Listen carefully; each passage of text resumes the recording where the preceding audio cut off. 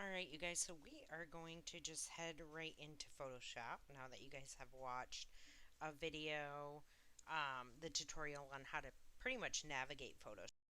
And we are going to learn about the appropriate techniques to create our post. Nice. If you want to learn about latest features and stuff, usually there's some kind of like tutorials right up here that you can always watch as well. So when we open up Photoshop, the first thing that we're going to do is click on New File. And we are, again, making a poster. We're going to do it for art and illustration. And I like to come over here and select the poster. 18 inches by 24 inches. And we, again, want this in portrait or vertical um, orientation. 300 pixels per inch is fine. RGB mode works for me because I am not going to be printing it and I want to select create.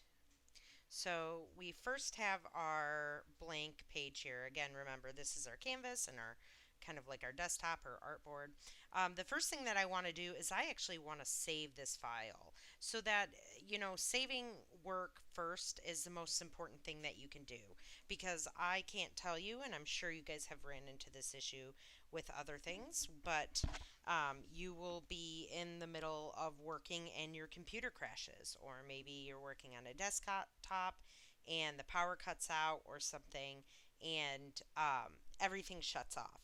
Well, we don't want to lose all of that work that we had just put into it, so we want to save during pretty much every big step throughout the process of creating anything, right? And to save your work, there is a keyboard shortcut. It is Control S on your keyboard. S is for snake, or it is Command S if you are working on a Mac. I work in a PC or a laptop using Windows, and so this is pretty much what everything looks like within the Windows system. Yours might vary if you are using an Apple computer, but the everything is the same. The only thing that is different are the shortcuts because of the keyboard layout of an Apple computer versus a um, Windows version computer, right? And so usually if I say control, you can substitute that with command if you're working on a Mac. But you might have to look up shortcuts for like Photoshop or any kind of Adobe, whatever Adobe program you're working in, and you can find them generally online. But in order to save the document right away, you're going to go up to File. Hold on, let me actually turn on. And I am using a new mic. It's not a new mic, it's just like a headset mic. But I normally have like a regular microphone. Unfortunately, it's packed away in storage. I had to move. Um, so I don't have it with me. So I apologize that the audio has been a little bit rough on these videos. But now that I have that program entered there, I can zoom over here where you click File. And then when that drops down, you're going to look for Save As. And we will click that. Save As. And I'm going to navigate over to my folder that I have for all set up, right? And I'm going to go to the Photoshop section and I am going to name this file. Actually, let's stick with the naming convention that is required for your guys's for your project itself. Let's go ahead and open this and look through here. Alright.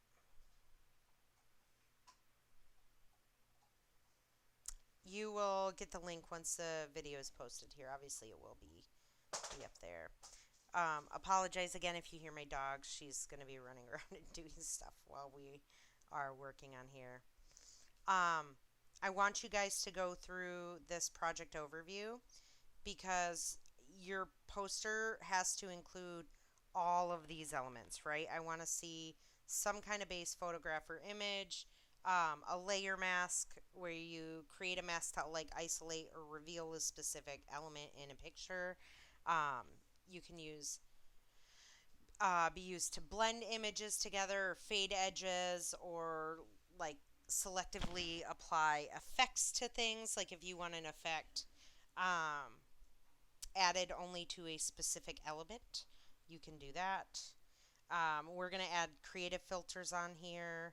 So I want you guys to apply at least one creative filter to enhance your poster in some way. There's artistic filters like blur effects, texture overlays, things of the sort like this. So I'll show you guys how to do these. Um, yes, this is the biggest thing I think. The filter should always enhance the design and not overpower it. Less is more. So when we're putting something on, we don't want it to be really noticeable. Everything should blend really well together. I want you to add the name of the music festival, show, or movie. And I want you to include a tagline or descriptive text, like any kind of dates or location or movie information. If you need to know what needs to go in there, I need you guys to go onto Google and just Google like movie posters and look at what kind of information is on there. Usually it's going to have director's information, like who's the director, who's the producer. Usually there's like uh, you'll find like Warner Brothers logos and stuff like that. I'm not worried about you guys putting logos in. You could put actors specifically, but I want you to be. I don't want you to add a ton of text, but I would like you to add at least like a few, maybe a few names or something to the poster if it's bands, like a couple bands, or if you don't do bands, if it's just like a festival poster, you could add like dates and locations, any kind of tagline that would be in there, you know. So I want you guys to look online and gather inspiration from what is already out there. I want you to choose an appropriate font that matches your poster style. So I don't really want you using script or cursive text. Um, it's usually harder to read. It's not generally used unless it's modified for things like posters and whatnot. So the biggest thing when using text is ensuring that it's readable and well positioned, right? Things to consider when designing your poster. You want to think like a real poster designer. What would someone want to go, like, what would make someone want to go to see the show or this movie? Um, Balancing your text and your imagery is a big one. I'm so sorry, my dog. She is squeezing that in my ear. But neither of the neither one thing or the other thing should overwhelm each other. Everything should be very balanced, right? You're going to want to have a visual hierarchy because you're going to want to have people seeing certain things first, but you also don't want to just overpower it with one main thing that is just so stand out. It doesn't really blend well with the rest of it. And you'll kind of see what I'm talking about within the poster when I start working on that. Consider your color harmony between the photo, text, and the color. Right? You could pick a color palette to work with for this, but it's not necessarily necessary depending on what everything looks like, right? Because we're working with photos that already have color and stuff in them. Um, but we want to aim for like a cohesive and professional result. These are the dimensions of what your project should be at. Again, the poster, if you just click it, it will default to 18 by 24. Um, it the orientation, this is what the orientation should be. The color mode, I have you guys required for RGB for digital display. It is, if you do CMYK, it's not as big of a deal, but I would prefer you just stick with what it says here for your technical requirements. Um, Keeping all your layers intact in your Photoshop file. You will be turning in the actual Photoshop file, and I need to be able to pull things apart and look at them and look at your different layers. So that's a really big one there. And I want to see non-destructive editing using adjustment layers and smart objects where it is possible. and I'll kind of explain a little bit what smart objects are once we start working. I want you to submit the following things to Canvas. So you're going to do a final poster image. I want it to be a JPEG of high quality. I will show you how to do that. And I want the dimensions to be 5400 pixels by 7200 pixels, which is again the 18 by 24. And this is how I want the filing convention of um, the actual image itself, the JPEG, right? Your last name underscore your first name underscore project01 final, right? And your Photoshop working file will be named very similarly. It'll be last name underscore first name underscore project01 underscore working, because that is the working file. And we want to keep track of that, right? Because you're going to have both. So let's go ahead and jump back into Photoshop and we will rename this. So I will do Makara underscore Amanda underscore project 01 underscore working, right? And I'm going to have selected my appropriate folder here, and I'm going to click save. And we want to do a large file size. We will hit save there. You know, the bigger when it comes on here, the better you have with like editing and stuff. Oh, let's not crop anything. We don't have to crop anything right now. Let me just make sure I didn't do any of that. Just hit backspace again. Control or Command Z will work for that. I'm going to jump back in here. And the things I want you to look at before you submit this project, right? Verify that your Photoshop file, PSD file, includes all the layers with clear names. We want to label our layers, and I will do that as we go along. I want you to check that all required elements are present, so that there's a mask, a filter, text, and you don't have to have a border. Let me fix that. Let me fix that very quickly.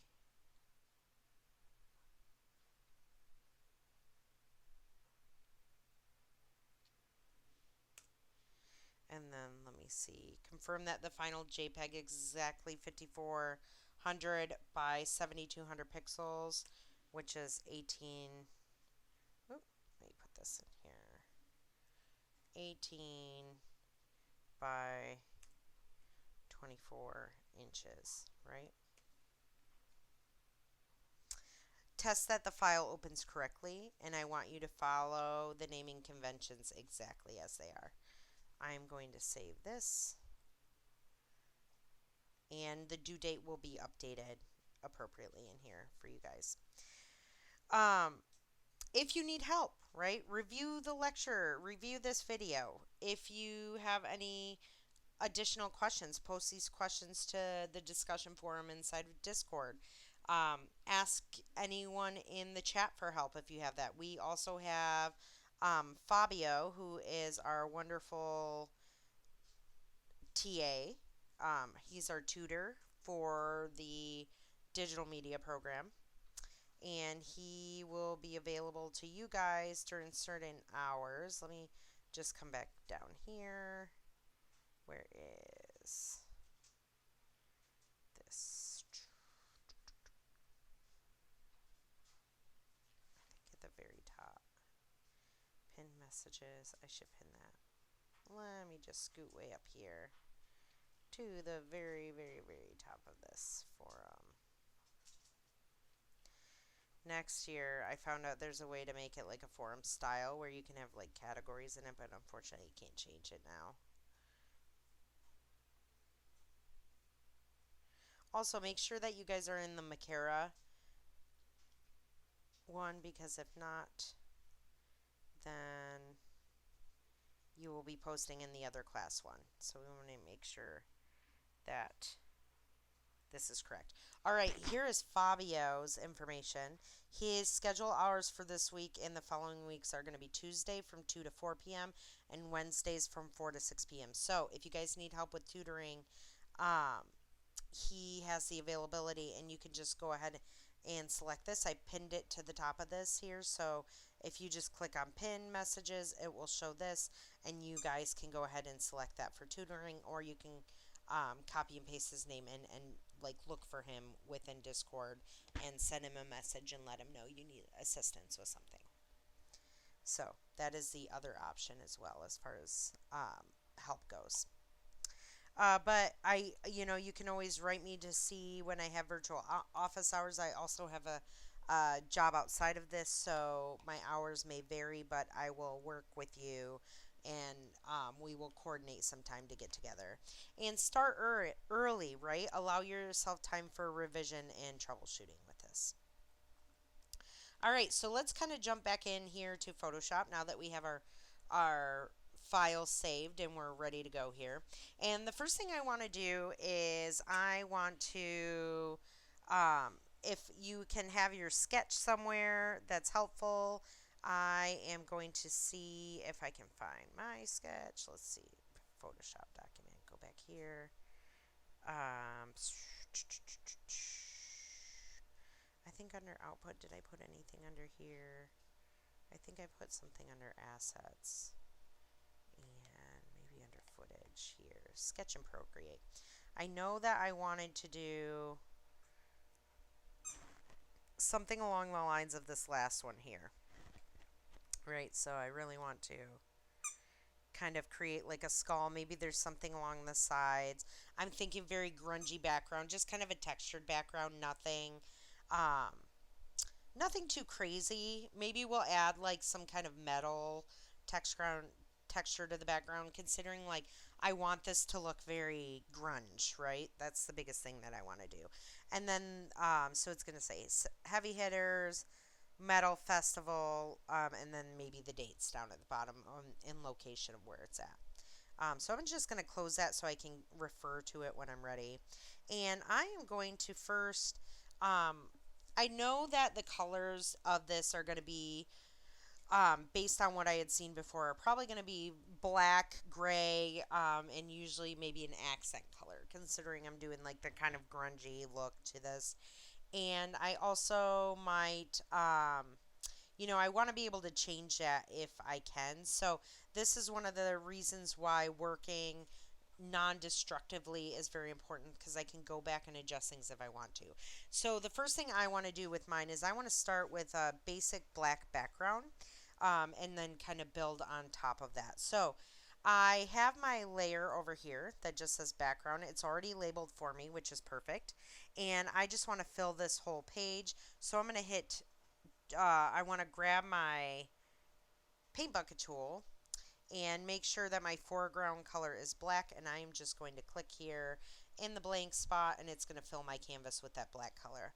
I came back up here and I selected my move tool, which is also the V button, and the next thing I want to do is I want to create a new layer. So I'm going to go over to the bottom right and I'm going to click this little plus icon and add a new layer in. And to this layer I have some images for the background that I think would be neat, including like kind of a different metal texture. I had looked on Adobe Stock again and found some images that I thought would work.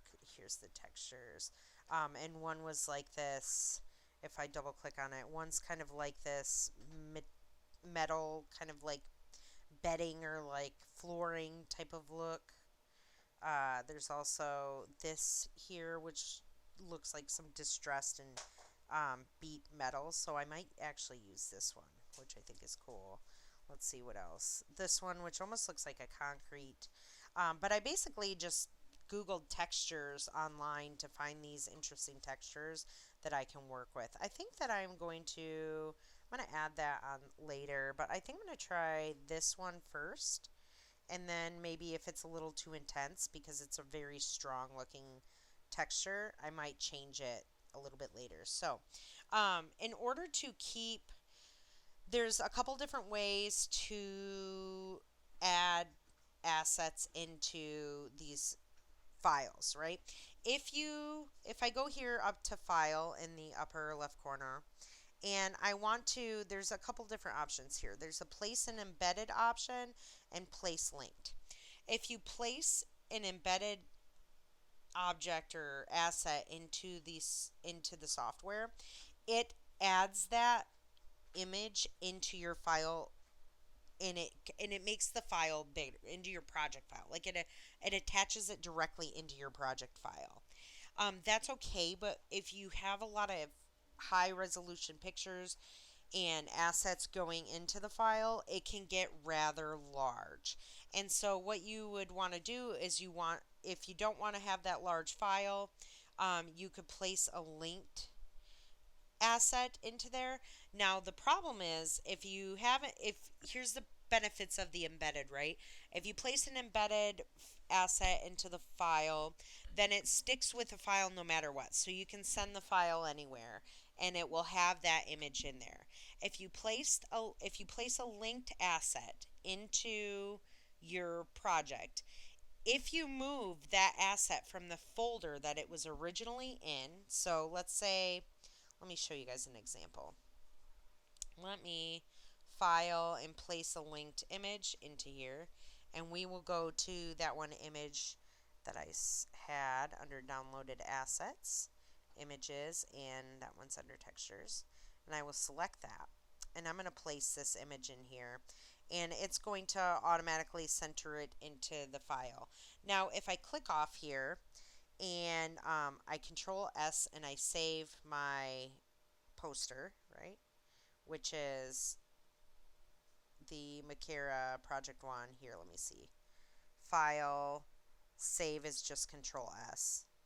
I don't know why it wants me to save it again, but yes, that's where I want it. Maximize maximum capability or compatibility, whatever that said, you just hit yes. Anyways, the problem with a linked file is that if I were to minimize this or even close it out, and I were to take this image now and I were to move it out of this folder, let's say I had it on my desktop and then I just moved it into a different area, and now I go into Photoshop, it's going to have an issue bringing up that photo.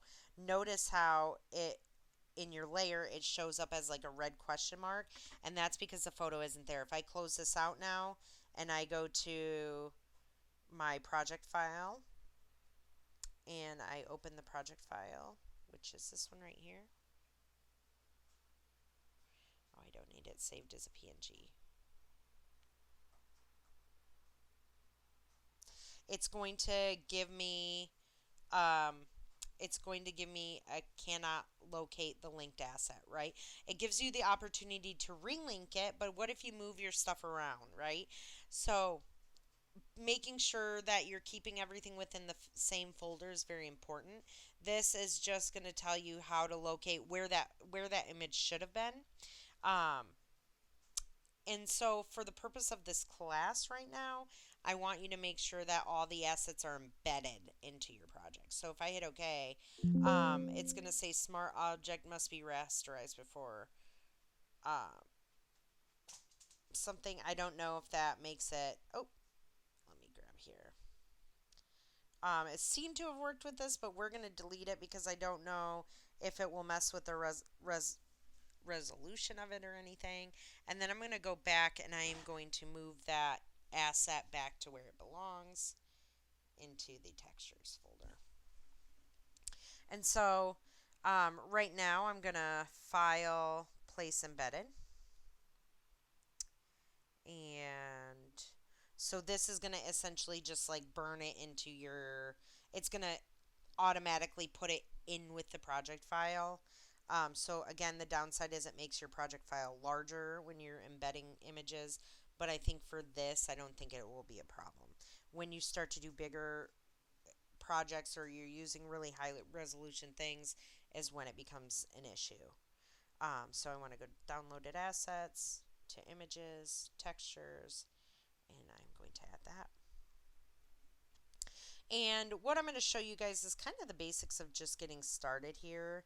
I want to rotate this 90 degrees, and then I'm going to scale this by holding, again, it auto scales at its normal size. I'm just going to scale it over the edges because that just, it makes it larger, but it's not going to show anything that is outside of the actual canvas. All of this stuff here doesn't show in the final um, export essentially of your object. Now I want to actually, I don't want this to be fully opaque, right? I want it to kind of mix with that black background that I had there. And so this is where these layer styles are going to really start to come in handy. And as you can, this is what layer styles are, is they're essentially ways to blend um, one layer to the next layer, right? And so as I move my mouse down, when I click on this, make sure you have your layer selected. And I'm going to relabel this. I'm going to leave the Adobe stock image like that there. This might be a good thing when you come to when you're entering in images, to just leave the naming convention there of the actual picture so that you know which one it is. But you could also just underscore and in the front be like metal texture. And you just, the way you change the name on the layers, you just double click on the name there and you can add that in. And so I would leave the Adobe stock and then the code after it so that I know where I can, like, oh, this is this image. If I go into here and I'm like, it's a metal texture, so I go back into my folder here and I go into my images assets and I'm like, oh, it's a texture, it'll be in here. And then I can find it right there with the last thing. But when you're doing these, when you want to mix the layers together, essentially using these blending modes, they're not layer styles. Layer styles are different. I was using the incorrect term. These are blending modes. So it's going to be a way to blend the image to it's blending it with the layers below, right? So we can kind of stack these if you want to later. But I am going to kind of just move my mouse down here and see which ones there are. Um, if you just push your arrow key down, if you have an arrow key on your keyboard, you can just push this downwards and it'll show you the difference between them. Each one of them has different types of light it's essentially using to blend these together in different um, ways it's blending it. But I'm not going to go over all of that stuff. If you guys just find one that you like, if you go down here like this and you're like, oh, I like this one right here, some of them aren't going to show up, that's okay. If I'm like, oh, I like the hard light, or oh, I like the pin light, I can select that and it will add that on there. Now this is cool, but it's a little bit too strong, so I'm going to drop the opacity right down here so it blends a little bit more with the background, with that black background, right? Or what I can do is I can drop the fill on here and it will, instead of just changing the opacity, it change how much of that layer is being filled by that image. So I kind of want to drop the fill down a little bit more because it takes out the, I think compared to the opacity, if we were to increase the opacity to 39, you can still see a lot of that white in there. But if we increase the opacity to 100 and drop the fill down, it kind of brings a lot of that. It's a little bit darker. I like the way it mixes more. I'm actually going to type in 25 here. You guys don't have to follow this exactly, right? I want you guys to be creative with yours. And I'm just going to keep that there. I might move it, might see if I like it or not. If I don't like it, because this is non-destructive editing, I can just click on this little eyeball here and be like, I don't want to see it anymore. I don't like it. Or I can compare and contrast in case I want to add another one in there, like a different texture. So like, let's say I wanted to add, let's place an embedded. Let's add this one of this kind of distressed metal in here. And let's rotate it. So it's adding it onto its own layer that I created, and I'm going to hold shift and I'm going to rotate that, and then I'm just going to hold alt and I'm going to bring that up so it expands over the edges of the canvas, and then I'm going to hit enter or that little check up at the top to confirm my transformation.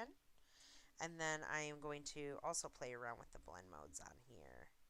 So It is not just, remember what I said, it blends with all of the layers below it. So it's not just blending with um, it's not just blending with the one directly below it, it's blending with the one below that as well. And so whatever that one is will also determine, like if I select the hard light there and then I change this um, blend mode of the one we were just previously working with, you can see how much of a difference that makes as well. And so, let's see here. That's actually kind of cool. Let's just see.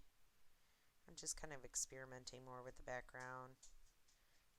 That's kind of neat. This dissolve almost makes it look like a sprayed on kind of texture to that. And then I could drop either the opacity or the fill if I wanted to. Um, Maybe, let's see the fill. Let's drop the fill. Making sure that whatever layer that you want to adjust, you're clicking on that layer over here in the layer panel, right? So you want to make sure that this is the dissolve for the metal texture of like that. It's not corrugated, but like that patterned metal. And this is the other one. I'm going to change the name here. I'm going to put metal texture 2. Uh, and then I'm going to hit underscore and Adobe Stock there so I can see if we start messing around with this.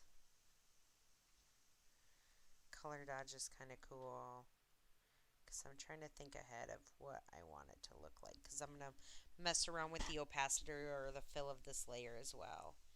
And so this is a really cool, powerful like option or tool that you can really get some neat stuff going on with this. Let's see here.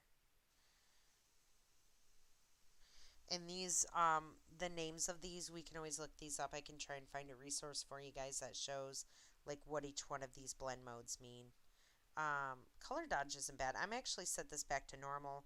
I'm going to go to the previous texture and then I'm going to change that. I'm going to shut this one off, right? Shut off the visibility by clicking the little eyeball there. And then allow myself to see this texture so I can see which ones I liked. I think before I had the pin light. And then now if I select my other layer for my second metal texture and I start to mix this in, we can start to see what other types of looks we can get. I do like this hard light. I think I'm going to drop the fill down a little bit and the opacity of this down. So the fill is going to keep like the brightness of everything actually, and the opacity is going to like make it transparent, right? The fill is taking away how much of it is actually filling up the screen, like a percentage of the filling of the image. Um, and the opacity is going to be like whether it is transparent or not. 50, I'm going to kind of mix these in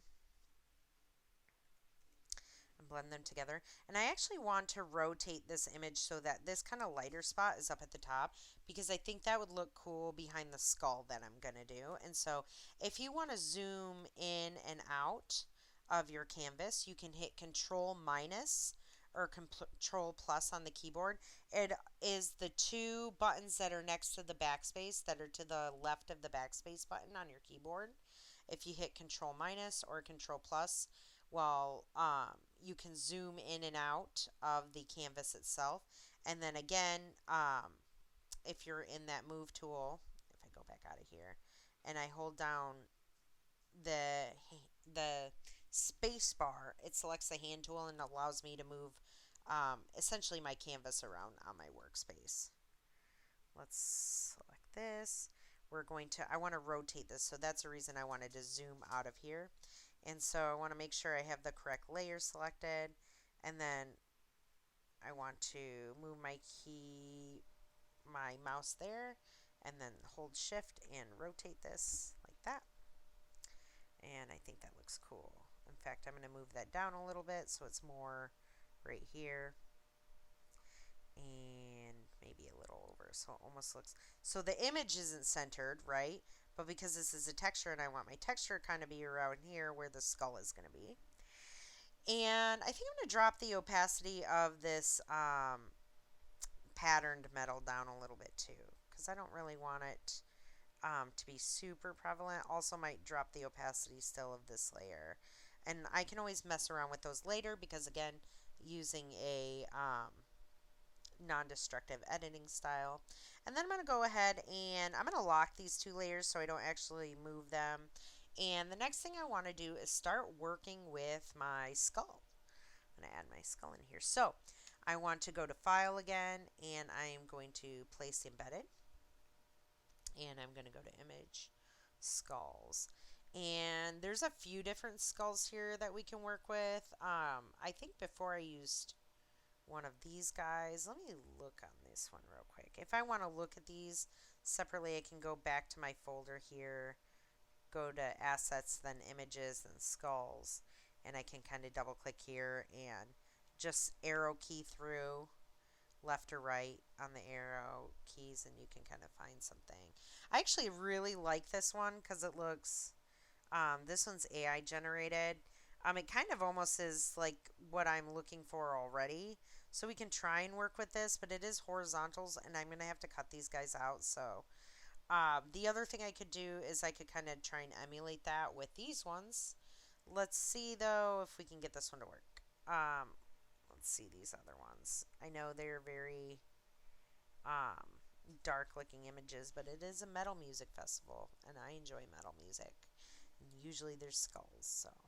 Let's try this one. If it doesn't work very well, we can work with a different image. Let's go ahead and now I'm back in Photoshop. Again, you can see up here it says Place Embedded.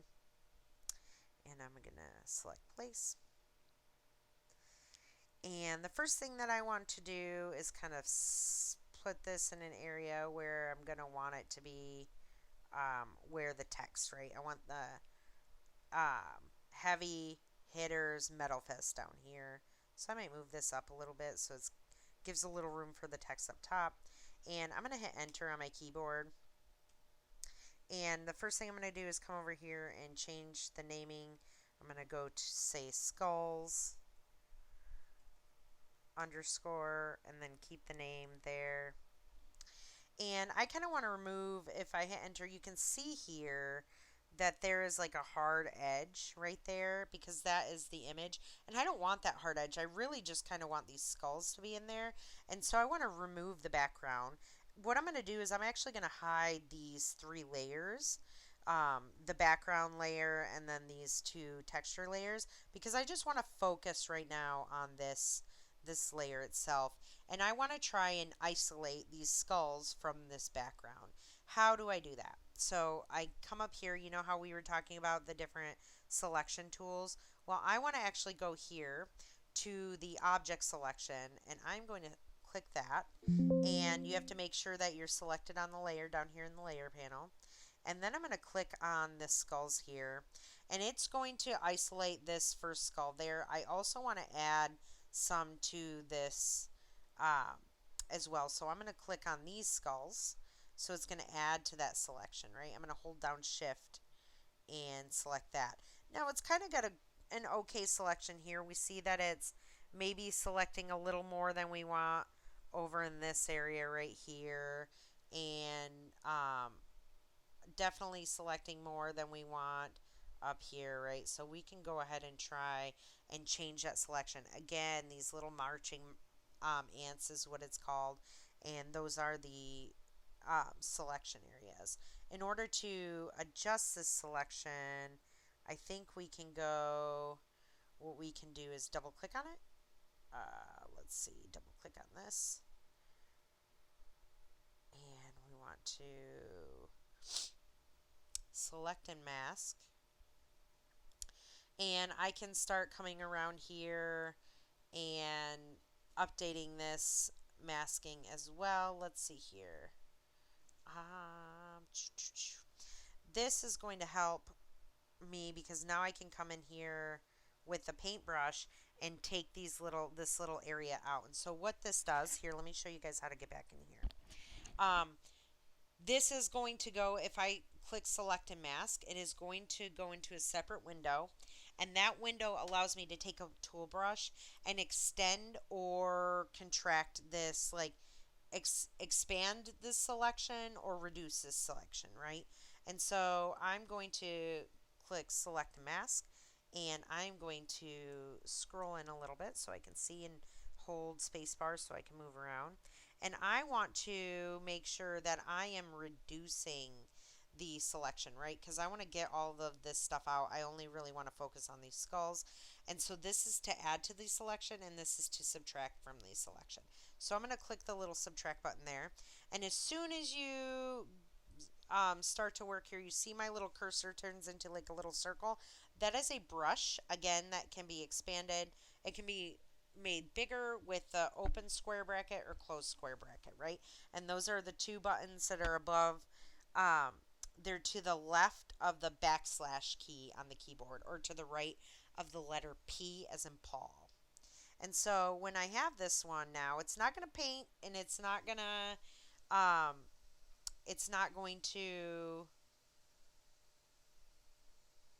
like do anything else. What it's going to do is it's going to remove things. If I click, I don't even have to drag anymore. If I just click here, it's going to use AI and the auto like recognition software to really remove those spaces. It's just kind of going within the bounds of the area. We might be able to go in a little bit more and adjust this. And this looks pretty good. I want to get this area off right there. We're going to want to add that back. If I hover over this one, I think that I can increase the size of this brush and then actually paint like a paintbrush to add this back. I think, actually, you just click. You don't even have to, like a paintbrush, you can just select that and then you can click. You don't even have to click and drag. And then making sure I don't want to add to that. I want to go back and subtract from that. See, if I click and drag up there, it takes too much. I'm going to hit Control Z to undo that. And then I can kind of mess with this a little more. Control Z to undo that once I get back into the soft, regular area to like bring some of this back. So I actually kind of I can bring this area back in here. The inside of the nose, not really a big deal. This is fine to have in there fully. I want to just kind of run my mouse over here so I'm selecting the right stuff. Making sure I've got that. If you need this to be I think object aware, cancel. The color aware is fine. Let's see, the transparency, if you want 100% transparency, you can increase or decrease these areas, right? The transparency is going to show like the background disappearing, right? So if I bring this back in, it's going to show the background, which can kind of be hard to see. So if I bring this up here, it's going to show you how it's going to isolate this image, right? And it's going to bring these forward or backward, or it's going to show or hide certain areas. I am going to select feather here. Now this is a great way to smooth out some of the areas around your object. Like if we look here, for example, right over here, we see that that's kind of like a really hard edge right there. Watch what happens to that section. Oh, undo. When I start to feather it. So as I increase the feather, this is a great way to see how it smooths everything out like that. I don't want it super feathered like that. Maybe drop it down. 10 is kind of a lot, but we can always adjust this possibly if needed. But feathering that is going to help with your blending, right, into the other layers. And so I'm going to feather that edge, and I am going to that's just going to feather the selection, the edge of the selection. It's not going to actually do anything to the image itself. It's just kind of like smoothing out that selection edge for you. And you can do the contrast. If you want to know what the like different selections and different options here do. You can just increase them 100% and kind of look at your area and see, okay, well, this is what this does, this is what this does.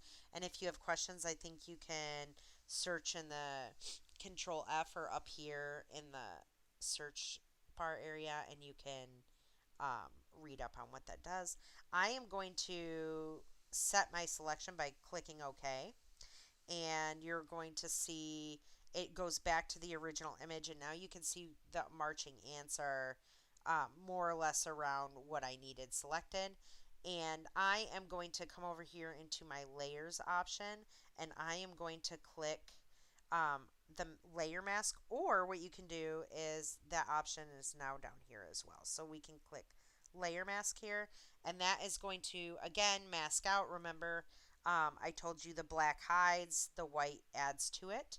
And so I am going to, once I click that layer mask, it's going to take everything on the outside of that image and hide it, right?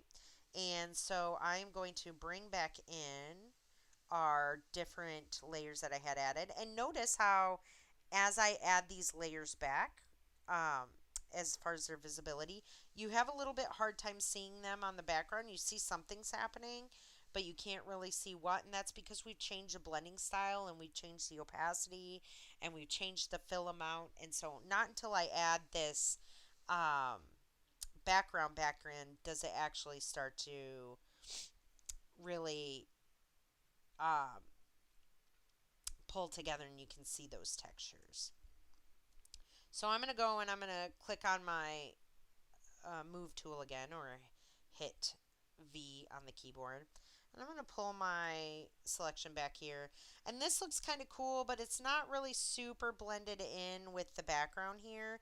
It kind of looks like it's starting to become blended, but it's really not 100% there. And I kind of want to get rid of maybe this little thing right there and possibly smooth out those little drops. So before I do that, what I want to do is create a smart object, and a smart object essentially takes this layer that you're working with and puts it onto a separate layer as one combined image.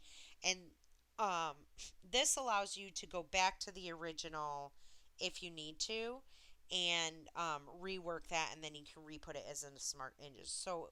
As a smart image. So it's a non-destructive way of working, right? So what I'm going to do is I'm going to come over here and I am going to right click on this layer, and then I'm going to select, let me see if I can do it closer here, convert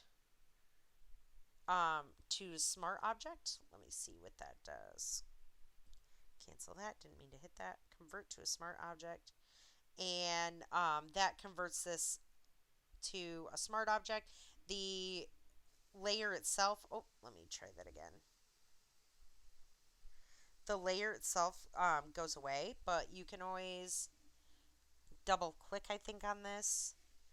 How do we do that? And it'll bring you back into this layer as its own kind of separate thing that it's attached to your area or to your project file. So I can click off of this, and that way it allows you to also like be able to, if I double click on the actual layer icon, so not on the layer itself, right, not on this part, but double clicking on that part, double left click, and it will bring you, cancel that right there, it'll bring you into this separate kind of window here, and you can just go back. The way you get back to the other window is by clicking up here or up here. Here's your separate files, because you can have multiple files open inside of Adobe. I can close that out. And then maybe I want to duplicate this. Let's see here. Actually, what I want to do first is I kind of want to turn this more into, it's already black and white, but I want to mess around maybe with the saturation and the hue. And I also kind of want to do that with this layer below, because this metal is looking like it's got that brownish kind of tint to it. And I'm not sure if I want that or not yet. And so one way that you can edit like a big thing of editing photos here is to mess around with these settings here. This is your, actually, let me see if there's a better spot for this. If you go to your adjustments panel right up here. So next to the properties panel, there's an adjustments tab. If you click on that, you will go to the adjustments panel. And I want to, oh, I do not want to do that. Control Z. I want to look over here and I'm actually going to go, you can either select black and white or you can change the color and vibrancy. You can change the levels of how, much black and how, like controlling the black pixels and the white pixels and all the ones in between if we're looking at a grayscale. There's your curves, so you can adjust your contrast using your curves. And there's a lot of these different adjustments that you can mess around with. You can go to presets. Presets are really nice to work with too if you want to. These might be a little bit easier for you guys to do, but you can also go into single adjustments if you know a little bit about photo editing, and you can come in here and mess around with like your hue and saturation, which I could also do to make this completely black and white. I go to hue and saturation and I just drop the saturation all the way down, and that kind of makes it it brings it all to black. If I bring that all the way up, you're going to see that it's going to like amplify those colors that are in there. It's amplifying the saturation and it's even more intense. And if I bring it down, it's going to desaturate that completely. Actually, that was kind of neat, but I don't want to have that in there. So I'm going to drop the saturation down. And what's cool about this is when you do that, and you look here, it adds another layer that tells you which adjustment you've used on here so that you can go in and change that at any time. If I select this layer, now I can go over to the properties and I can adjust that hue and saturation. You can colorize your photo if I wanted to change it to a specific hue, right? If I wanted to switch and make it green or make it blue or indigo or any of those, and then bring that saturation up. So that's how you like color a photo, right? If you wanted to do that, you can bring how much darkness or how much light is in that on that layer specifically. I would probably not mess around with that. You can go back there. You can reset it if you kind of get all over the place and you're like, oh no, I need to go back to the beginning. Just hit this little button right here and that's the reset button. But I'm going to select this and make sure I'm in the hue and saturation, and I'm just going to drop that saturation down here. Oops, wrong layer. I want to make sure that I'm on this. Yeah, no, that was a correct layer. Drop that down. Maybe shift the hue a little bit to, no, the warmer color's fine. All right, and then I'm going to add my skulls back in there, the skull layer. And the next thing that I want to do is I'm going to, let's see if we can maybe add another adjustment layer. Let's try the black and white to kind of blend it a little bit more, because if we look before, it kind of has, if I undo that, it kind of has a slight tint to it, like a warm tint. And if I wanted to get rid of that, I could just go to adjustments, select the layer that I wanted to change it to, and go to black and white, and you can kind of see it takes any of the tints out of it and it makes it more like a neutral black and white. And you can go through here and you can, if there's more reds in your image, you can drop reds down more to black or bring them up more to white, so on and so forth. So you can get down to the nitty gritty with all the different colors in the color spectrum that you can adjust on, like what ones you want to be dark black and what ones you don't, you want to be a different one. And so like if you want to make all the blues really black, you can do that, or make all the reds really white, you can do that as well. I want to duplicate this layer. So there's a couple ways that we can do this, right? Because I actually want to smooth out this edge a little bit more. And in order to do that, I'm going to have to add an effect, like a blurring effect, right? But before I do that, I want to duplicate this because I also want to bring this layer on top so most of it is in focus, right? Nice and sharp and easy to read, but that the edges kind of blend a little bit more with the actual background itself. So I'm going to do a little workaround here. I am going to duplicate the skulls layer. Like I said, you can right click and you can select duplicate layer. Or what you can do is you can click and drag this down to the plus icon there and it will duplicate that layer for us. And we can just leave this black and white adjustment layer on top of the skulls, right? So this is a copy. I'm just going to remove the word copy, and under here on this bottom one I'm going to select this skulls, and I'm going to write under here underscore blurry. You can even delete this too. If you don't need this information here, we can just back out of this, and because I know what skulls I use. So skulls blurry, skulls sharp, like the sharpness of the image, the readability of it. And I'm going to hide the top one, the sharp image, because I just want to see how blurry I'm making this one. And in order to blur this image out, we have to use a filter, right? We're going to use a lens filter on here. And so we're going to go up to the toolbar up at the very top, and we're going to select filter. And under that you get a lot of different options here, but you want to go to blur. And there's a bunch of different options for blur in here. We can go ahead and select one, and it will automatically add, the smart filters automatically adds the adjustments of the filters to that layer underneath the layer. And so if we want to make adjustments to this, we can just double click on this right here. Oh, come on. We can click on there's like a little button next to this, and I think this, when we click that, it will allow us to go in here and adjust those. Let's try it again. Double click. You have to double click it. And so again, when you add a filter, when you add adjustment layers, the adjustment layers will add on top, right? But when you add a filter, the filter will add to the filters, or like any kind of filter effects, I think, will show up below the layer. And if you want to make adjustments to that, you have to click this little slider icon on that filter layer, or like effect layer, and you can go in here and you can see the options. Now we don't see anything in this little area, and that's because this is essentially right now zoomed out, or zoomed super far in at 100%. So we want to zoom out by clicking these little um, plus and minus magnifying glasses to the left or the right of the percentage there. We can also change, if you click that, it'll bring it up to 100%.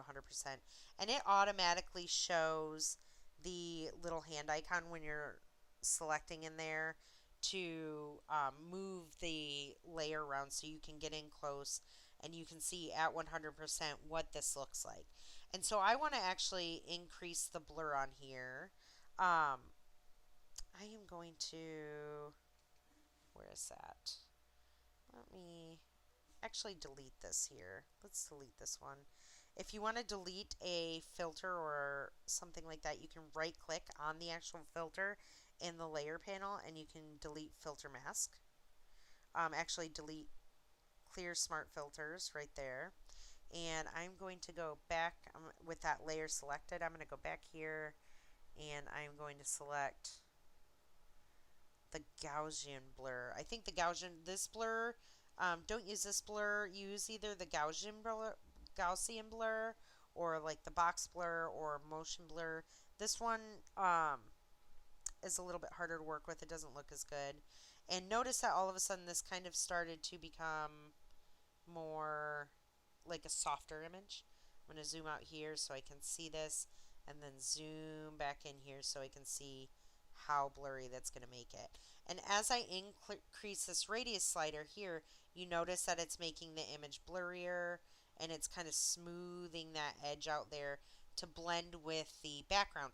Now also notice when I come up here is that I start to, when we're looking in this area right here, it starts to look a little bit pixelated. You don't want to push your blur too far, or else it starts to look unnatural. So maybe around 5 should work. I think 5 will be good. Once I hit OK on there, I think it will smooth that out. And then what I want to do is I want to add this layer back on top of it. Um, unhide this layer, right?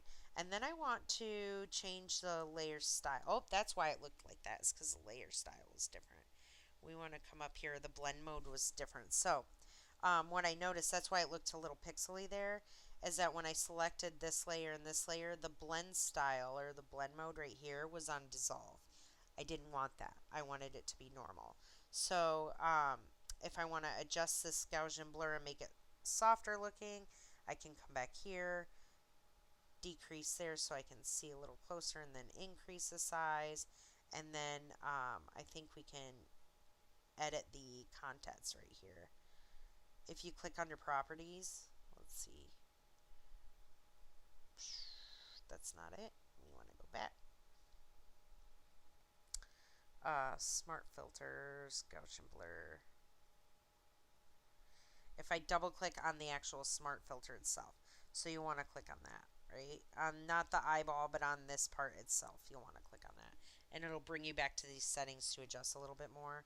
And so I'm going to zoom out here again, find my image, bring this in, and blur it just a little bit more till we can get those edges nice and soft. There. And then I'm going to hit OK.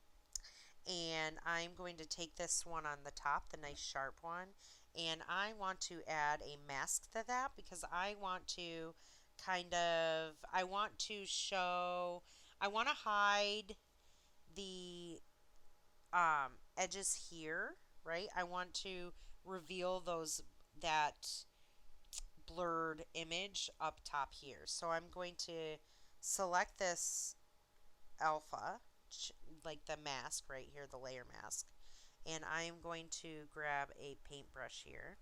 If you just select B as in boy on your keyboard, it will grab that paintbrush. I want to make sure that I have a nice soft round brush here to work with. This is a little big, so I'm going to hit my little brackets to make it smaller, or you can change the size by adjusting the pixel size up here, right? So I'm looking for like a nice soft brush because I want this to blend and smooth, look very smooth when I do this. I'm going to exit out there. I can also, like I said, quickly do that using the open and close bracket. And now I want to hide part of this here so that it starts to look like it's blending. This might be a little bit too intense. So, because notice as I'm coloring, or notice as I'm like revealing the below layer on this one right here, I'm like hiding this part of this. It's showing that blurred layer underneath, right? You can see it painting the black here on this layer mask. Let's say I made a mistake on this whole thing. You can hit X to change the foreground color and the background color. So if we go to white and I hit B for brush and I select, again, you have to be selected on the actual layer mask to do this, to make it work. And I select that layer mask and I hit B for brush and bring that up, and then I click here, right? I don't want to hide anymore. I want to bring it like unhide that, right? So I'm going to actually hit X on my keyboard and go back to white. And then if I go in there, I can I can reveal that again, right? So I'm like revealing and hiding based on what I want to see. So if I can, with that being said, you can also change the blend mode of your brushes. You can change the opacity of your brushes. The flow, I don't think you guys have to worry about so much right now. I'm going to change the opacity down to like 30%. I think 30% should work fine. And I'm going to go back to black as my foreground color because I want to kind of hide this. Or I want to reveal like that blurry layer underneath. And I'm just going to come in here and just kind of slowly paint around the edge, clicking and just dragging, holding that H down there to really kind of, or to move around my canvas. But what the opacity does, what the opacity of this brush allows me to do, is not have it so intense right off the bat. Like I can kind of come in here and easily go around here, and it'll kind of become like a gray color on the um, layer mask there. So maybe hide a little bit more of this. Come up here, hide a little bit of this. Or reveal like the blurry layer underneath so it's not super sharp around this.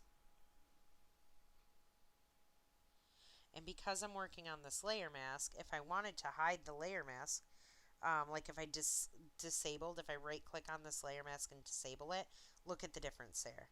Right click, enable, allows you to see what you're doing within that mask and what it's revealing and what it's showing. So I'm going to kind of bring that down there and um, hide the sharp layer. That's essentially what we're doing, right? Is we're just going in here and helping it to have softer edges. I want to switch back to X to go to the white and kind of make my brush a little bit smaller here and bring back the sharpness into the areas right there. I'm going to go X again to bring black to the foreground color, increase my brush size, and start coming around here and just kind of lightly throwing that in. So it just blends a little bit better, especially down here in these lighter areas. Looks a little bit blurrier and smudged almost, right? We're going to do that right there. Kind of go a little bit of a lighter touch around the top. Right there. I think that looks pretty good. And now if I zoom out of there, it looks like it kind of just blends a little bit better. I think I want to I think it kind of still is a little bit too stark for um, the background because it's so white here. And I kind of want to update that. So what I'm going to do is I'm going to click this black and white layer, and I am going to change this down here so I can see a little bit more of this area. And you can select different presets here. So you can select darker, you can select like different filters that you want to work with, a lighter filter, like green filters, red filters, and it helps to change like the different, it'll change the values here, which will help. You can select auto and it will auto change that filter there. I can also come in here and kind of change the fill, right? I can drop the fill down of this blurry layer to maybe 85%. And then maybe I want to do that also to this layer. Maybe I drop this down to 85% on the opacity. Well, not the opacity. Let's see. 100% on that one. What I do here? The fill. Let's go back to this layer and adjust the fill on here to 85. And that kind of makes it fit in a little bit more with the background area. I can also come in here and I can add additional adjustments, right? So I want to select this and I want to add a curves. And what I can do is if I click on this line right here, I can bring this line up to brighten everything. And again, because it's adjustments are going to affect everything below it, right? So if I take this adjustment and I bring it down here, it's going to affect all of the textures as well that I have below. And that's okay because I kind of want to darken this anyways for the effect. If I wanted it to just be specifically to this layer, just to this one, I could hold Alt right here and I can create an alpha mask so it will only do it to this layer that it is right above, right? So again, how you do that is if you are in your layers panel down here and you hit Alt and hover your mouse between the layer that you want to make an alpha mask. Basically, that means it's going to apply this layer only to this image below, right? Or to the area of the image below. And so I will hold down the Alt key on my keyboard. That's to the left of the spacebar. And I click that, and that will only affect this area here. So now if I start to go down, you can see that it's darkening just the skulls. Actually, that's kind of neat. Let's see if we bring that up a little bit in the whites just slightly. We can kind of adjust how this really blends together. Because see, if I bring this all the way up, you can see how it like makes everything. These are pure white pixels, right? You don't ever want that to happen. You don't ever want your curve to be touching the top or the bottom or the sides ever, because that's either pure black pixels or pure white pixels. And once we're in that area, we're losing data in these pixel information. And so you really don't have anywhere to move after it's pure black or pure white. So I'm going to create what's called like a little S curve here. And an S curve is just the shape where I'm bringing the blacks down and the whites up.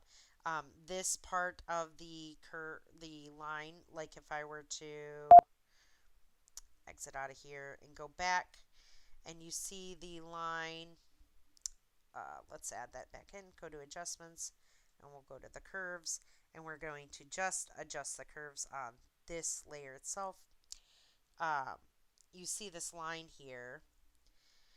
This area, see, these are the blacks, and then these are the whites, and then this is like the vibrancy of it, the darkness and the lightness.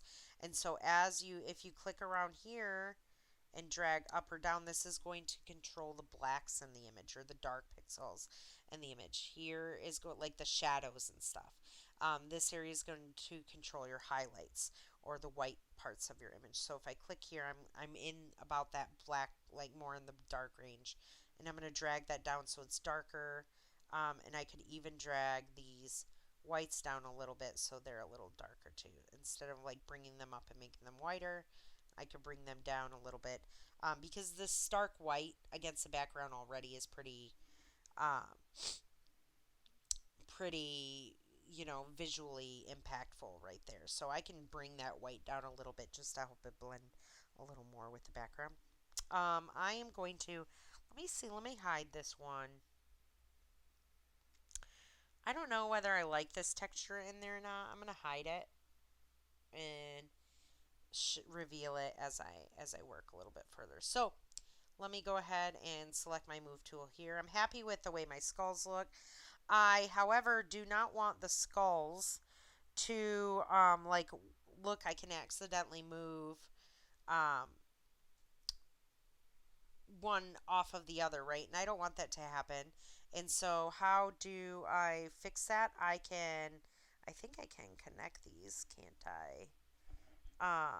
Link layers, and it will link them to each other. So if I move one, the other will move. So all you have to do, right, is you select both layers. How do you do that? You hold, please. Oh, what did I do there? I was just hiding that layer.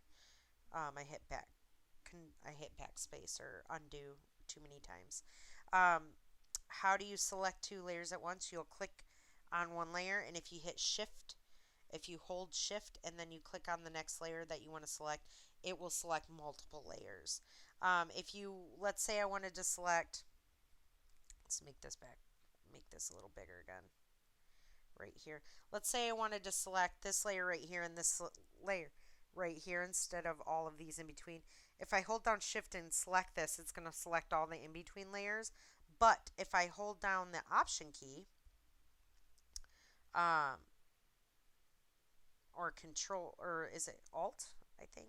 Alt or option? No, that's not it. Let's see here.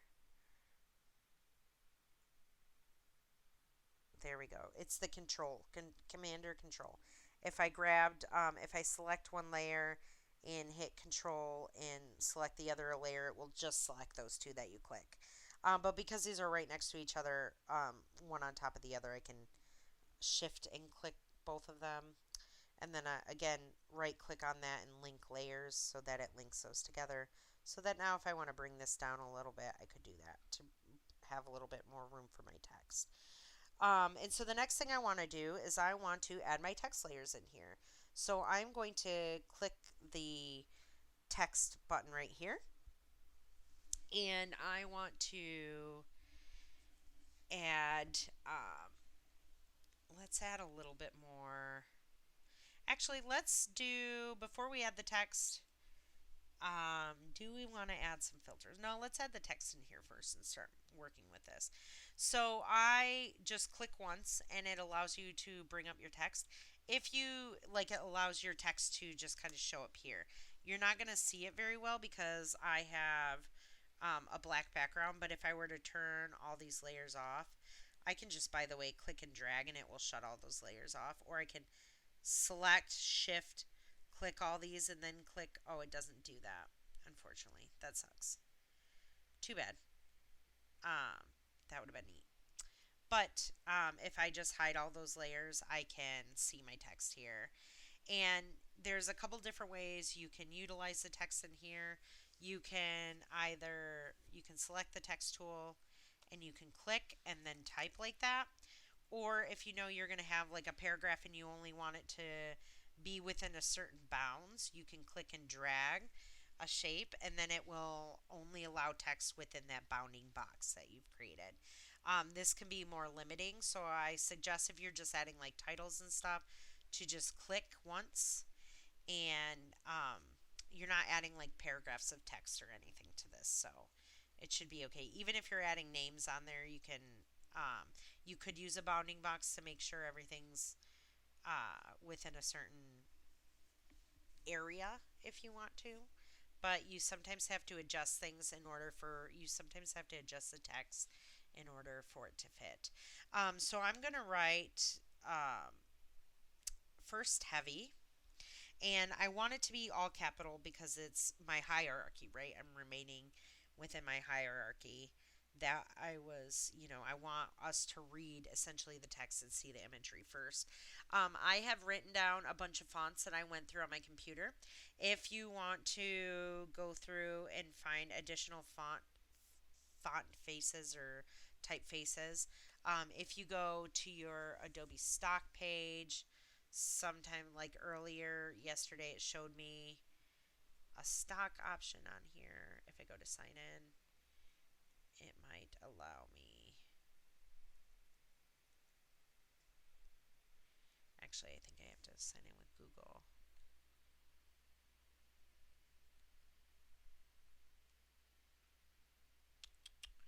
I think it is this one right here. Okay, it's not, but I'll have to figure that out later.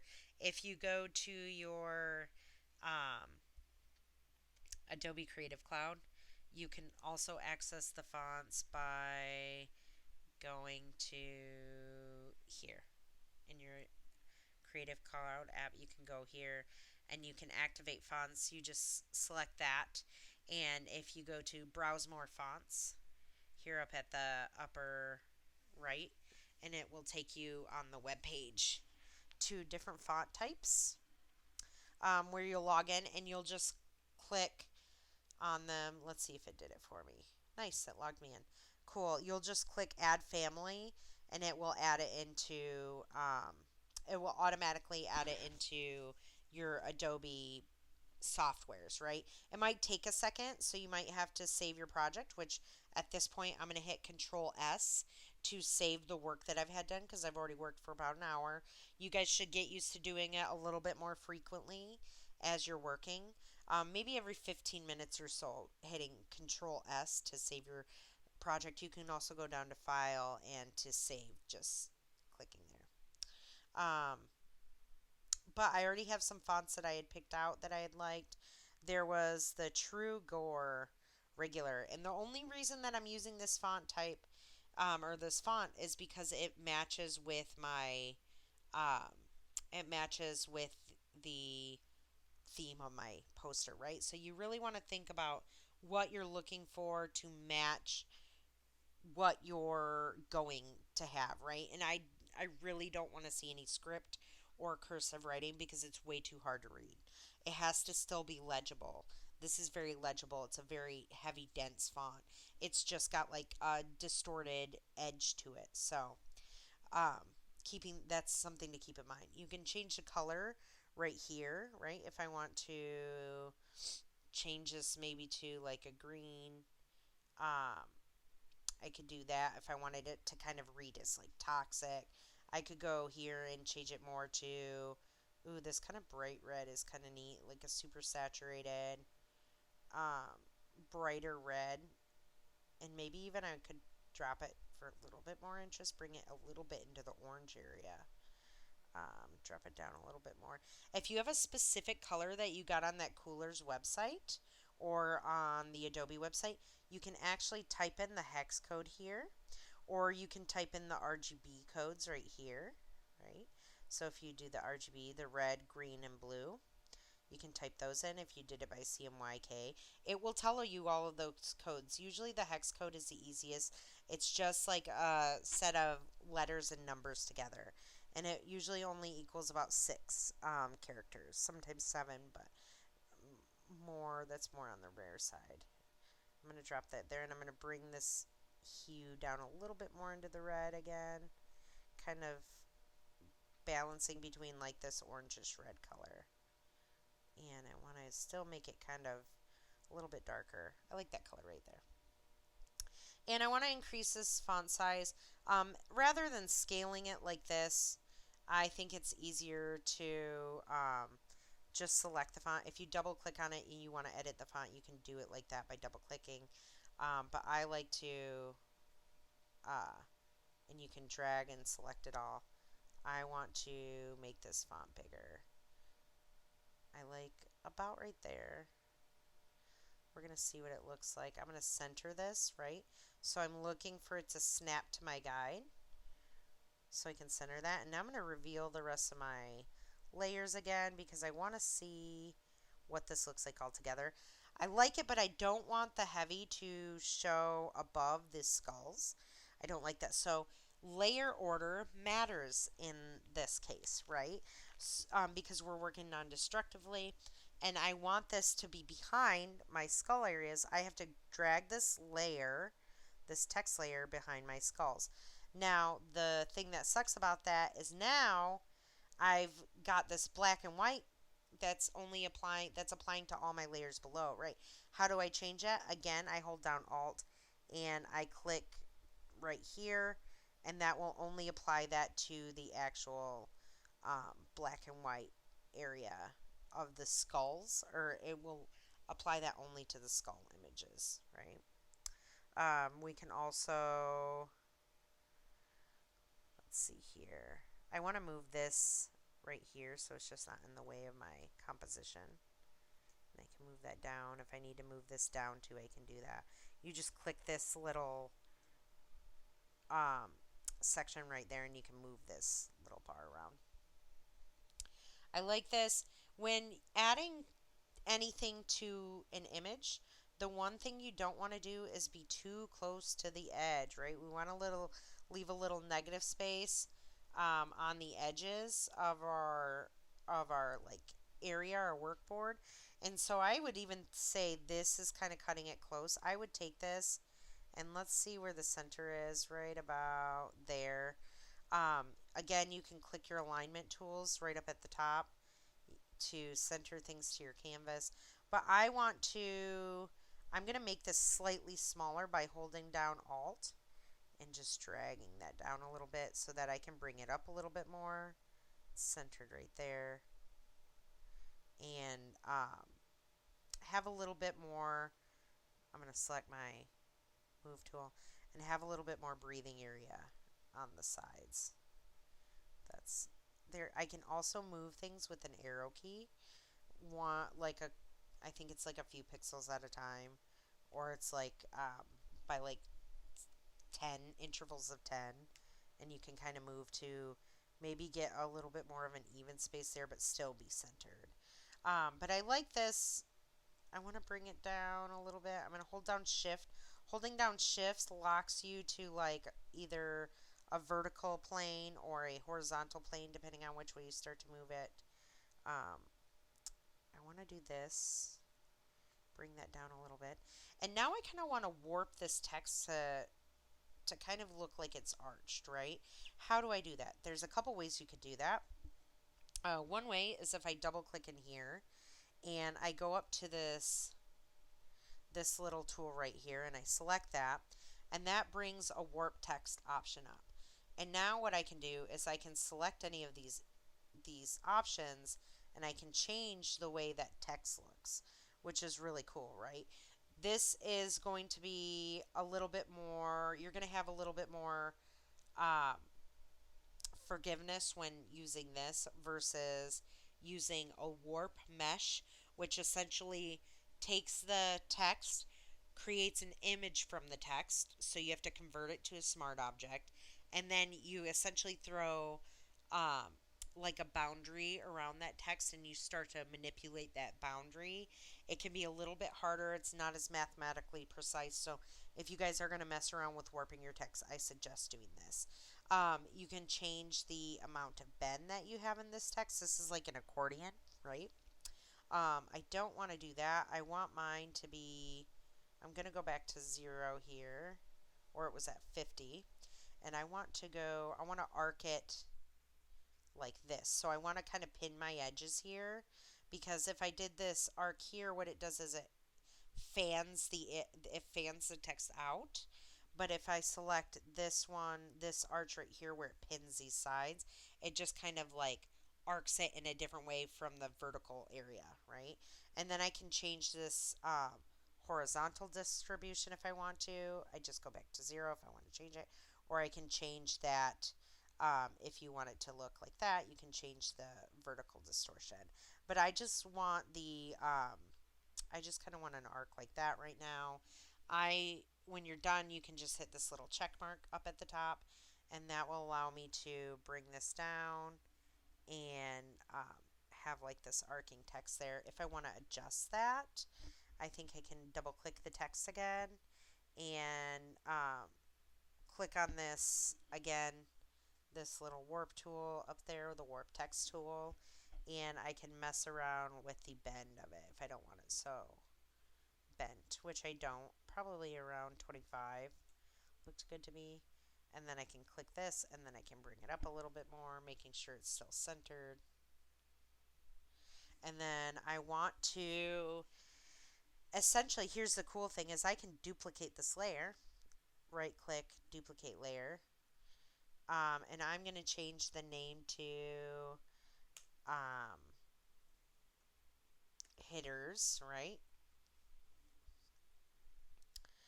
And then I'm going to, it changed the name of the layer, but it didn't change the text right here. I'm going to hold shift and drag this down. And I'm going to remove the warping off of the text. So I'm going to double click and go into my text here. I'm going to go to this and then I'm going to select none up at the top. And I'm going to change the text. This is the cool part about here. To hitters. And I might have to adjust the size of this text to fit better. So right now it's at 400. In fact, let's change this to an even number because I like even numbers. 400. Let's change this to, let's try 375, which looks good. I want to actually line up the text right here, right? I want the text to match up here. So how do I do that? If I hit Control R, as in rabbit, that will bring up these, you'll see like a toolbar kind of pops up on the top and the bottom here, or the top and the side. I apologize. And what you can do is you can click and you can drag when holding down your mouse, and when you let go, it adds a guideline there for you. So, in fact, let me unselect that hitters text and then do that, because I believe it will show up like that cyan color. I guess it doesn't. For mine, I might have to change my settings. But if I drop it there, you can see, if I zoom in, you can see that I have this ruler, this guideline right there that I've created. The thing about that is it will not show up on your final image, right? And you can click on this and you can drag it out as well if you want to. There we go. Now we're getting, I'm not sure why it didn't show up that colored anyways. But I want to just line it up to that area. So I'm just going to select this text now and I'm going to decrease the size until it looks close to that.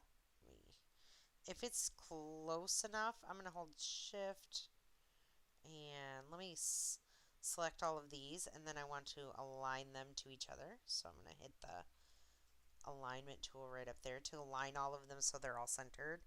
And that looks cool. It doesn't have to line up exactly with this, but I just wanted it to be very close. And I can just click and drag these off screen and they'll disappear, and that way you don't have a bunch of rulers on there. But you can do it the same for this if you want to get a vertical um, center as well, or a horizontal one as well. And now this, I'm going to hold down shift and move it up so that it's locked. And I want to bring this one on top because I don't want the skulls, like the dripping part of the skulls, to be on top of the text. So I'm going to drag this layer up to the top because, again, layer order matters. I'm going to bring it to the very top there. And there we go. It doesn't show underneath. And then this part, let's see if I want to add any kind of warping to it. I could do this, but I could do it opposite, right? If I go to negatives, it will do it opposite. So I could do negative 20. Here's that 0. I could do negative 15. It doesn't have to be as big of an arc. And I can move that up a little bit more. So it's kind of meshing more a little bit with this. And this looks cool. I think I want to add some filters over top of heavy and hitters so that the text looks like a little bit more gritty and grainy. And I think overall, I'll do that for the image overall. I would likely add some kind of text down here. Let's do that real quick. I'm going to use a different font so that this isn't overused, right? Because I want to do hierarchies. So if I come here and I select the typeface and I select here, I'm going to keep that color, but I am going to change the typeface. And this is the cool thing, as you can see, you can filter your text if you want to, right up here. You can pick a filter on what type of text you have. You can also, if I go back down here, see samples of it, right? And so I don't really want anything too crazy here. I want it really easy to read. I might, with metal things, they're usually harder to read anyways, but for the sake of this class, I might go with something a little bit more legible. Let's see here, this Gothic. Maybe I don't have that one. Let's see here. Ooh, this is kind of cool. I think that will work. And so, it only selected this part. I need to, if you have two different typefaces on one line, something's wrong there. So I'm going to select this. I'm going to go here. I'm going to change the size of this because I don't need it this tall. And lorem doesn't make sense, so I'm going to put metal. Do I want all caps? Metal Festival. And it's going off screen because the type is too big. And so if I come up here, I select all. If I control A, I can select all of it. And then I can drop the size down by bringing this down here. The font choice is a little bit too much. Maybe I want to bring this up a little bit more. I'm sorry if you heard that. My dog's trying to chew at my microphone right now. Let me double click this and increase the size a little bit. Maybe I want it to match the edges of this a little bit more. If I bring this ruler in, I'd actually probably would rather have it match up to the word hitters. So I'm going to bring these rulers back in. And this object I'm going to center in my aligned to my composition. Let's see here, right there. It's very close, not quite. I'm going to click on this and then drop it down just a little bit more. And I think that if I put it at 195, it will almost match up perfectly. Right there's center. Yeah, that looks pretty good. Um, or you could also, I think if you do, I don't know if it changes this. If you do this, does it change this font size? It does. Okay. So you can do that if you want to. If you hold down um, Alt. If you hold down Alt, it scales it from the center of the object, so that's pretty nice. And then I can bring this there and it will snap to there so that I can make sure this is appropriate. I don't think I like the text type, so I would probably mess around with this a little bit more until I found something that I thought really fit well with this bigger font here. Um, Again, what I would do is I would start going through and looking at more examples online. Try not to use any um, slanted font, like anything that's italics. Italics is reserved for other um, for different circumstances in hierarchies, right? The CC meltdown is kind of cool. The monstrosity. That's too much for this whole thing, right? Being legible is a big part. This can take a really long time. People specifically focus on fonts and typefaces and writing in design, so this can be a whole thing, and this is why you guys really want to give yourself ample time. Maybe some kind of a grungier. Hey, that's cool. Let's see this right now. So I'm going to select that. Yeah, I like that. And I'm going to center this, right? And then I want to scale it down. So I'm going to hit Alt and just kind of drag this until it meets those edges of that where it's centered. But it also lines up to this. And I might change the color of this.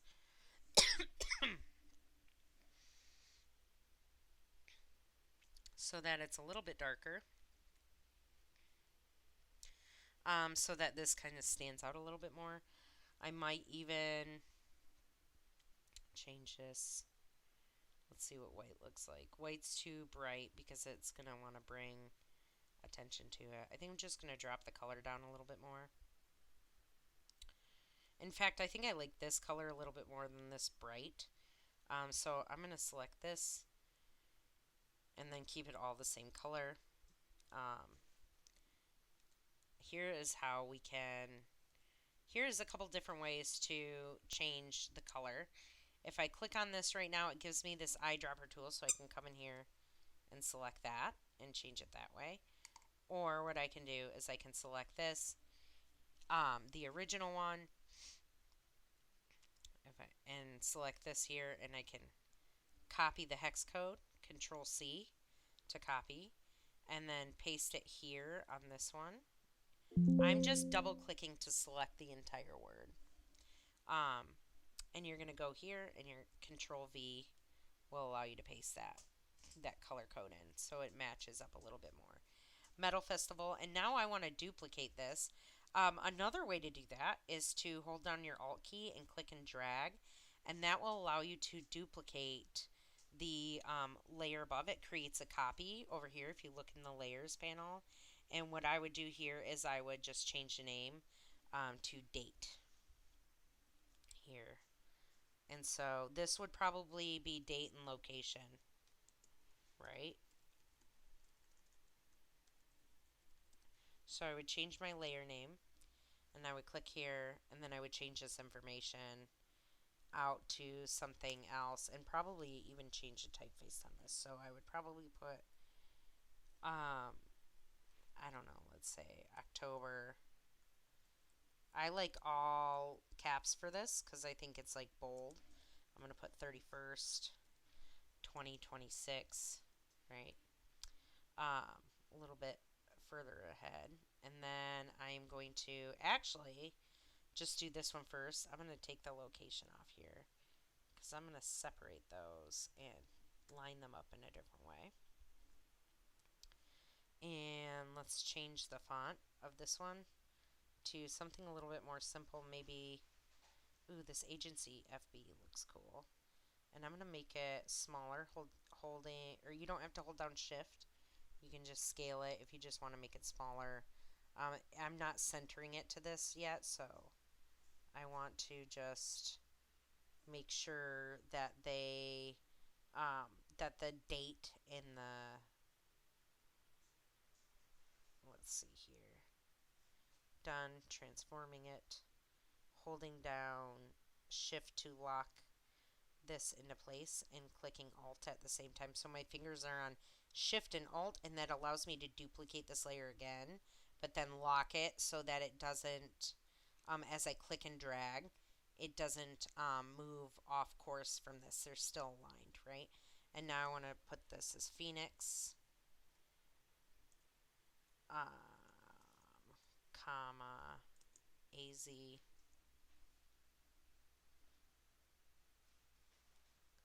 Sorry, I used a, there we go. And I like these. I do think I want to, um, it's selecting both of these layers at the same time. I don't want that. I want to change this layer name first. So I'm going to click that and put location. But I want to link these to each other, so I'm just going to, well, I'll link them actually after I'm done figuring out like how much space I want in between these. I think I might do this. I'm going to select them both and align them to each other. I want them to be aligned vertically. So I'm going to click on this one right here so it aligns them to each other this way. I think that's good. I'm going to link these, link layers, so that I can transform them together. And then I'm going to just make this a little bit bigger so that it fits within this bounds here. And then I'm going to select my move tool, and that allows me to drop this down a little bit more. Give a little space in between the text, right? Still having space on the sides here. I might put like some kind of little image or icon in between this to separate it, to give it a little bit more space. Or maybe what I would do is, if I had it on the same line, maybe I could separate it by spaces. That's not the best way to get at that, though. If I looked online at additional music festival things, I think we could see like some examples of what it is.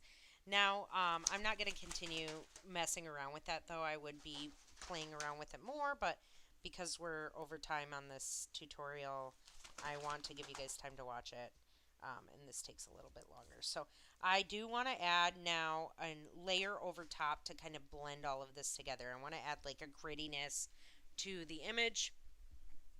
And so what I'm going to do is I am going to insert another image, file, place embedded, and I'm going to go back to my images here into textures, and I'm going to find one of these textures that I like. I particularly like this one, and I'm going to place this into my image here, and I am going to, no, down, lie down. And I'm going to rotate this, or actually I'm going to, I like this kind of crinkly texture at the bottom, so I am just going to make this larger right there. You can start to see that it starts to become more pixelated, so maybe I won't do it that large. Maybe I will just rotate this, holding down shift, and just kind of making this a little bit bigger here. Not bad. I want to make sure that it can overlap the actual artboard itself, which is fine, right? okay. And then I'm going to change the blend style of this so that it, ooh, that's kind of neat. I do like this hard light. Um, the blend style is, ooh, this pin light's neat. And then I'm going to drop the opacity down on this to kind of add a little bit more grunginess. I can drop the opacity down quite a bit too, like 15% if I don't want it all showing through. But you can see that it adds that texture over top of this, which looks really cool. I can increase this a little bit if I want to do like 25%.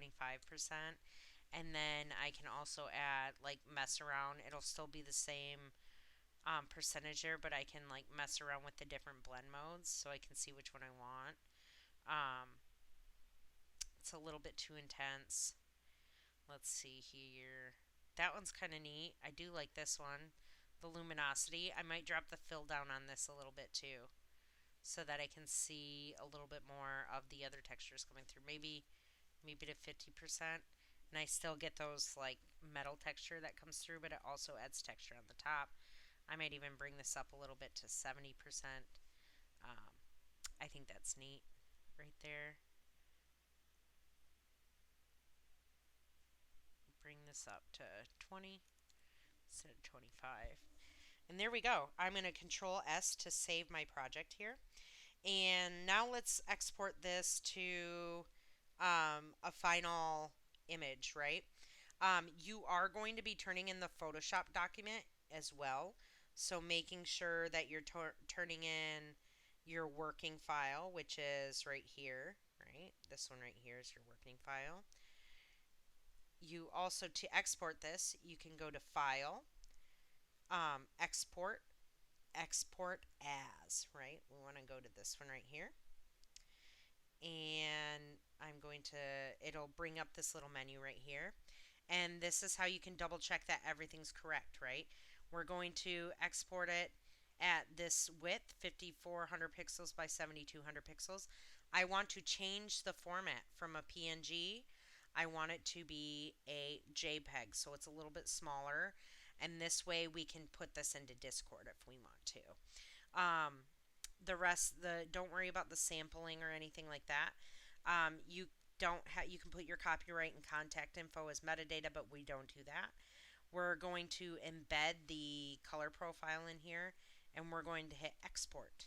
And now that's going to bring you to your file location. I'm going to go back to my project file, right, which is under here.